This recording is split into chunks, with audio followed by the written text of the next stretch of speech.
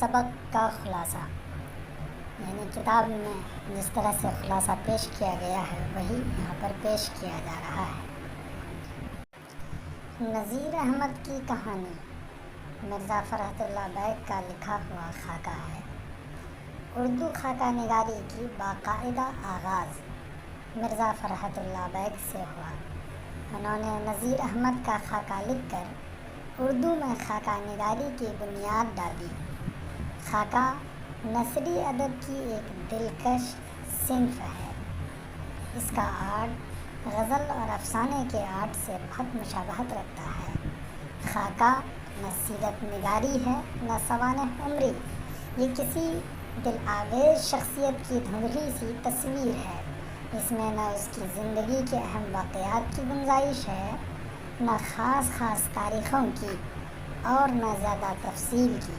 मुसन्निफ़ ने किसी शख्स में कुछ काबिल ज़िक्र खुसूसियात देखी हों और वो उन्हें दिलचस्प अंदाज से बयान कर दे तो यही खाका है। गोया इस पहले पैराग्राफ में खाका की तारीफ़ की गई है कि खाका किसी शख्सियत की तहरीरी तस्वीर कशी को खाका कहते हैं। आइए दूसरा पैराग्राफ देखते हैं। फ़रहतुल्लाह बैग नज़ीर अहमद के शागिर्द थे। इस खाके में फ़रहतुल्लाह बैग ने नज़ीर अहमद से तालीम हासिल करने के अहवाल बयान किए हैं कि किस तरह फ़रहतुल्लाह बैग नज़ीर अहमद के घर जाकर तालीम हासिल करते हैं। उनसे इराब की गलतियाँ हुआ करती थीं, सर्फ़ व नहव कमज़ोर थी, सर्फ़ व नहव भी कमज़ोर थी। नस्र को तो संभाल लेते थे मगर नज़्म में दिक्कत पड़ती थी। नज़ीर अहमद बार बार समझाते परेशान होकर फ़रहतुल्लाह बैग को तालीम देने से इनकार कर देते हैं, लेकिन फ़रहतुल्लाह बैग टस से मस नहीं होते हैं और डटे रहते हैं कि वो उन्हीं से तालीम हासिल करेंगे। इसे आप बेहयाई कहिए या इल्म का शौक़, लेकिन जिसके दिल में पढ़ने का शौक़ होगा वो अपने उस्ताद के लाख डांट डपट पर भी उसके साथ रहेगा। उस्ताद की बुरी और भली बातों को सुनेगा और समझेगा और उनकी नसीहत को मानेगा।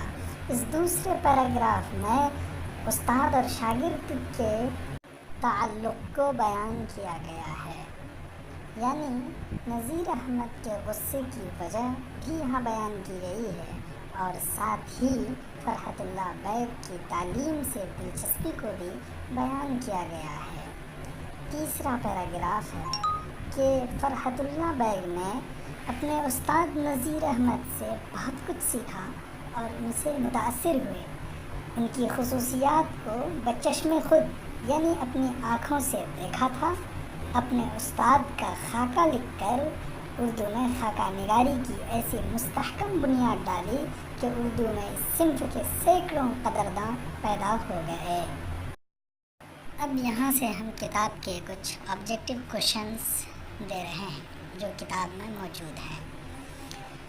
उर्दू का पहला बाज़ाब्ता खाका कौन सा है? उर्दू का पहला बाज़ाब्ता खाका डॉक्टर नज़ीर अहमद की कहानी कुछ मेरी और कुछ उनकी ज़ुबानी, जो माहनामा उर्दू में शाये हुआ था। उर्दू का पहला खाका निगार कौन है? उर्दू का पहला खाका निगार फ़रहतुल्लाह बैग हैं, यानी जिन्होंने डॉक्टर नज़ीर अहमद की कहानी कुछ मेरी और कुछ उनकी ज़ुबानी लिखी है। नज़ीर अहमद फ़रहतुल्लाह बैग के कौन थे?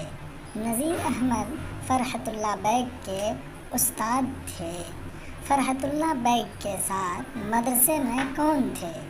फ़रहतुल्लाह बैग के साथ मदरसे में मियाँ दानी रहते थे। नज़ीर अहमद का ताल्लुक़ किस सिंफ से है?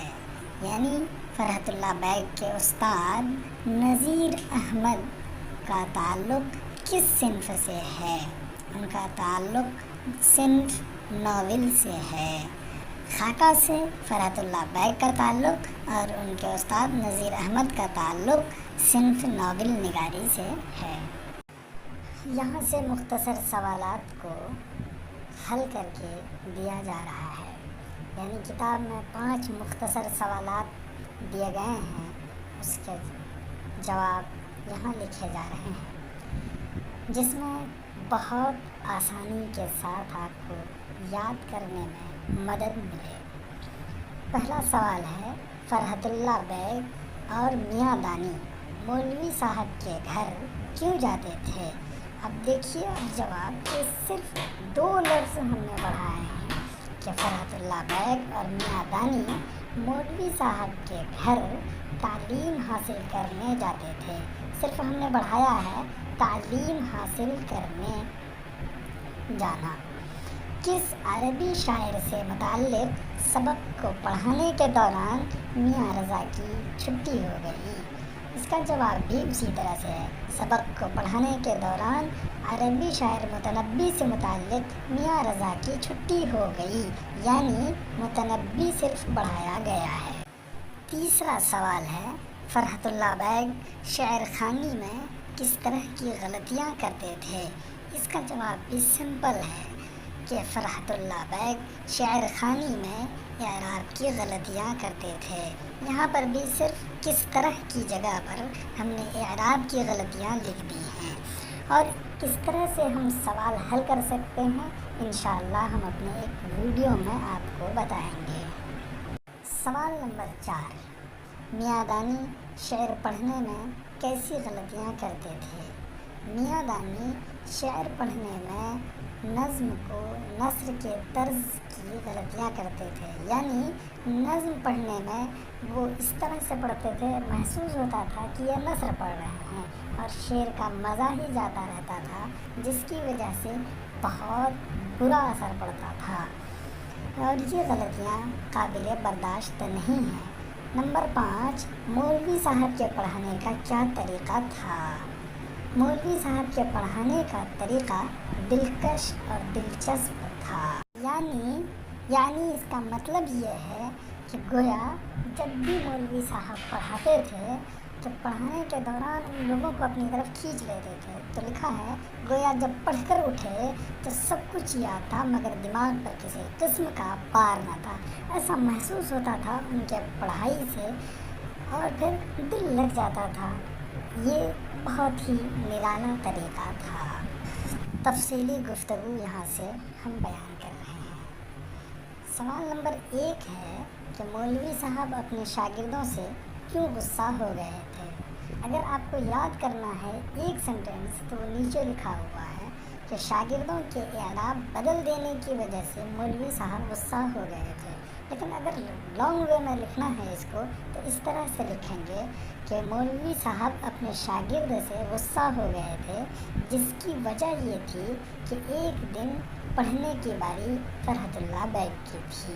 اس نے شعر پڑھنے میں اعراب کہاں کے کہاں لگا گیا۔ مولوی صاحب کے ہیں کہنے سے تمام اعراب بدل کر شعر موزوں کر دیا۔ دوبارہ بڑے زور سے مولوی صاحب ہوں بولے، جس پر انہوں نے پھر اعراب بدل دیے۔ اس سے مولوی صاحب کو غصہ آ گیا۔ استاد صاحب نے میاں دانی سے پڑھنے کو کہا۔ انہوں نے شعر کا گلا ہی گھونٹ دیا، یعنی شعر کو نثر بنا دیا۔ بس کیا تھا، مولوی صاحب غصہ سے بیتاب ہو گئے، یعنی غصہ سے شیر کی طرح بفر پڑے۔ مولوی صاحب سے غصے میں کتابیں بھی پھینک دی، اور بھی آپ اپنی مرضی سے ایسے جو کتاب میں ہے آپ لکھ سکتے ہیں۔ پھر اسی طرح سے دوسرا سوال ہے کہ فرحت اللہ بیگ نے اپنے استاد سے کیا سیکھا؟ فرحت اللہ بیگ نے اپنے استاد سے بہت کچھ سیکھا اور ان سے متاثر ہوئے۔ مثلاً آپ لکھ سکتے ہیں ان سے بہت کچھ سیکھا ہے، پڑھنا سیکھا، لکھنے کا طریقہ جانا، شعر میں کس طرح کن باتوں کا خیال رکھا جاتا ہے، یہ ساری چیزیں انہی سے تو سیکھی انہوں نے۔ فرحت اللہ بیگ کی خاکہ نگاری کے بارے میں لکھیے، جو پہلے اوپر میں گزر چکا ہے وہی ان کی خاکہ نگاری ہے، اس کو آپ دیکھ کر بہت آسانی سے لکھ سکتے ہیں، اور بہت ساری باتیں آپ ان کے بارے میں جانتے بھی ہیں۔ یہاں پر کتاب سے ایک عبارت دے دی گئی ہے اور اسی سے کچھ سوال پوچھا جا رہا ہے، جو عام طور پر اقتباس کے نام سے جانا جاتا ہے۔ یہاں پر ہے کہ جب تک کوئی دھکے دے کر نہیں نکالے گا उस वक्त तक तो हम जाते नहीं और जाएंगे तो अभी फिर वापस आ जाएंगे। इससे पहला सवाल किया कि ये कौल किसका है। इसका जवाब आप दे सकते हैं, ये कौल फरहतुल्लाह बैग का है। दूसरा सवाल है, इस कौल में धक्के देने की बात क्यों कही गई है। इस कौल में धक्के देने की बात इसलिए कही गई है कि उस्ताद नाराज़ होकर पढ़ाने से इनकार कर दिया था और उनको चले जाने का ऑर्डर मिल गया था, लेकिन फरहतुल्लाह बैग टस से मस नहीं होते थे और वो डटे रहे थे। वो उन्हीं से तालीम हासिल करना चाहते थे। उन्होंने कहा कि हम उन्हीं से तालीम हासिल करेंगे। पढ़ने के शौक़ में ये धक्के देने की बात कही गई है। इसी तरह से दूसरी इबारत यानी दूसरा सेंटेंस लिया गया है कि खुदा महफूज रखे तुम जैसे शागिर्द भी किसी के ना होंगे। शागिर्द क्या हुए, उस्ताद के उस्ताद हो गए। अच्छा भाई मैं हारा। अच्छा खुदा के लिए किताब उठा लाओ और सबक पढ़कर मेरा पेंड छोड़ो। इससे पहला सवाल है, ये कौल किसका है। ये कौल मौलवी नज़ीर अहमद साहब का कौल है। दूसरा क्वेश्चन ये है कि ये बात किससे कही गई है।